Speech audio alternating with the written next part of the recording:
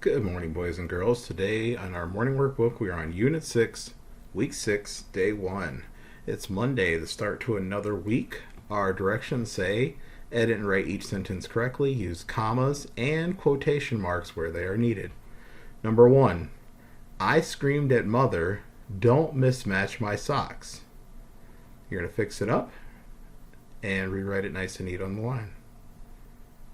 Number 2, Miss Keene taught us not to misprint the words on Tuesday, May 10th, 2013. Same thing, fix it up, rewrite it nice and neat on the line. Pause your video and do number 1 and number 2. Alright, let's continue to the daily math review. You know what to do here. Do numbers 1, 2, 3, 4, and 5. Pause your video. Then we'll continue down to number 6. We got a story problem. Hayden has 7 fewer books than Devin. This is an important math word right here, fewer. That should tell you if you're going to add or subtract. Hayden has 31 books. So remember, Hayden has 7 fewer than Devin, and he has 31 books. How many books does Devin have? So you're going to use this to help you figure it out. Pause your video and do number 6. Alright, moving on to number 7. 8 adults and 10 children were at the party.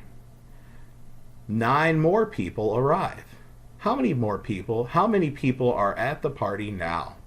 You're going to use this down here to help you solve it. You may need to rewrite it depending on the size of the numbers. Pause your video and do number 7.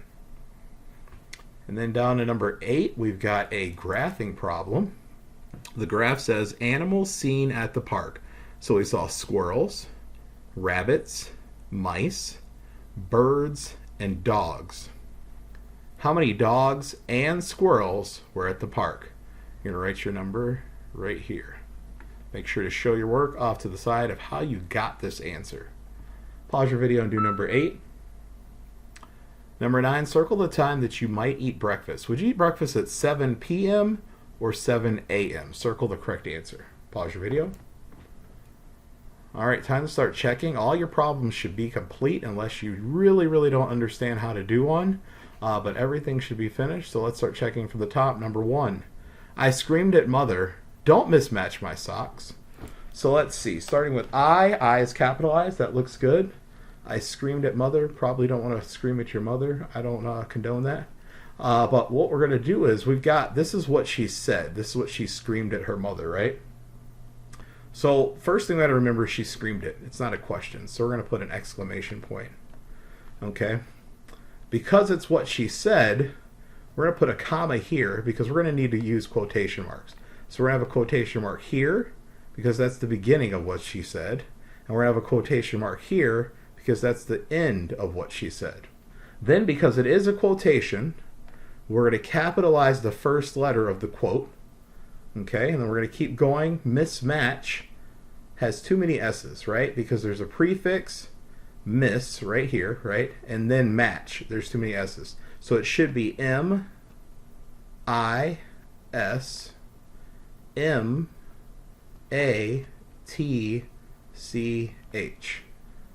Okay? And then we're all done. So then we're going to rewrite it nice and neat. All right, number 1 looks good, so we're going to move on to number 2. Starting with Miss Keene. So we need a capital on Miss because it's her name and it's also the beginning of a sentence. We're going to do the same thing with Keene because it's part of her name. Miss Keene taught. Taught is spelled incorrectly, so we're going to circle it and then rewrite it nice and neat above. Miss Keene taught us not to misprint.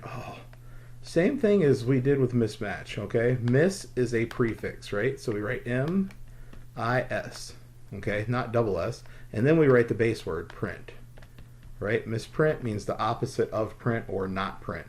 So we got misprint, the words, on Tuesday, capital T on Tuesday, comma, or actually no comma, Tuesday, May, capital, 10th, comma, 2013, period.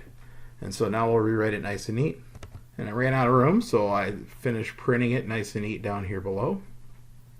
Alright, so then we're going to continue to our daily math review.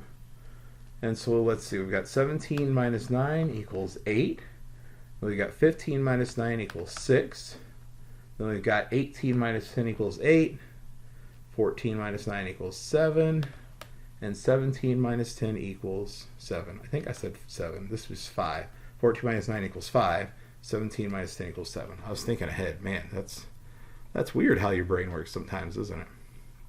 All right, so we said Hayden had 7 fewer books than Devin, and Hayden had 31 books. How many books does Devin have?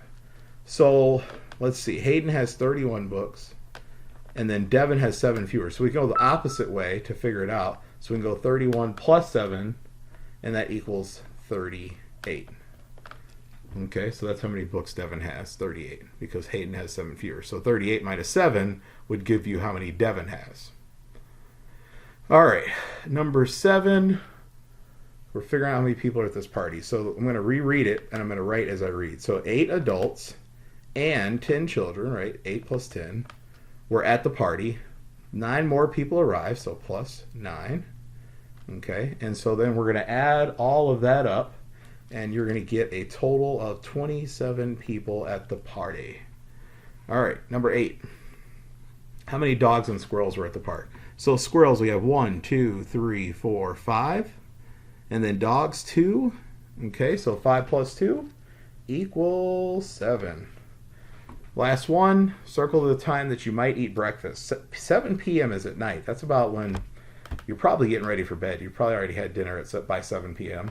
But 7 a.m. is in the morning, so that's when we would have breakfast, possibly, right? I probably have breakfast earlier than that, but yeah, 7 a.m. All right, with that, we are all done. Nice job. Good luck on your next assignment.